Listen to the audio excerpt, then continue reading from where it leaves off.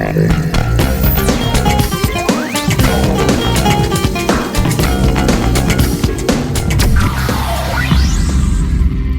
am at Community Over Code in Minneapolis, and I have the great privilege of talking with Danny Angus, who I interviewed a very long time ago about a completely different topic.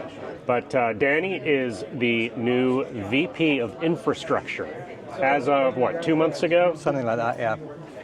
So I don't have any particular thoughts planned, but I want to ask you what your priorities are in your new position.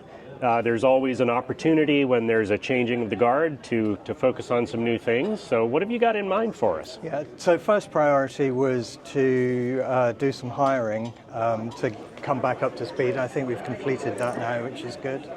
I've been struck by how the journey that infrastructure's been on over the past few years to get to a nice, stable place where things are run reliably and like we tend to have happy customers now.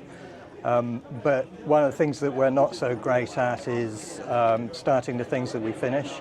And so what I want to do is kind of bring a bit more structure to the way that we address some of the challenges that we have today.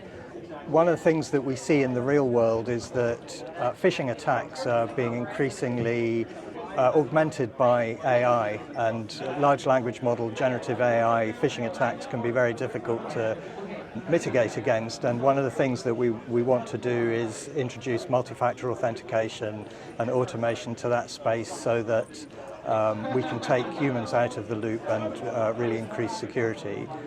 We have some infrastructure things that we want to improve to support the trusted releases and the tooling program as well. And then one of the biggest ones for me at the moment that I think is top of mind is the email security, the DKIM thing, where we've been backed into a corner a little bit by organizations with large email bases tightening their rules, which has made it difficult for Apache email to get through. We fixed that for members and committers, but we need to fix it for mailing lists because that's a key part of our existence. So you mentioned hiring.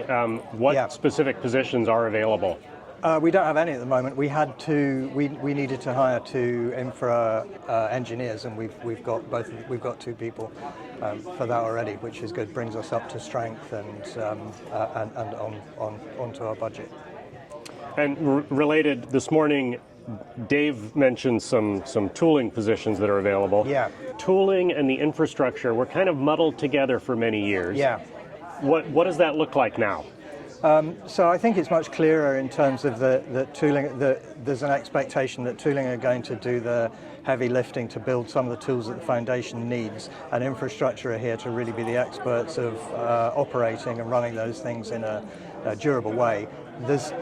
We have to do a bunch of collaboration with tooling in order to get some of these things off the ground, and we're going to figure out how to do that, joint milestones and so on, to try and get this stuff delivered in a way that the board and members are expecting.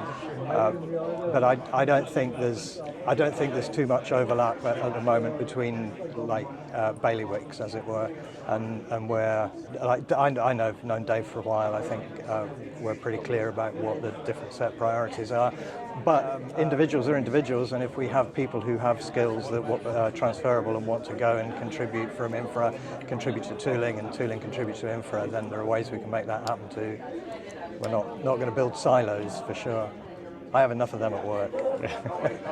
Well, excellent. Hopefully I'll be talking with Dave a little bit later. So thank you so much for your time, and I look forward to speaking with you a year from now and see what's happened. Yeah, fingers crossed.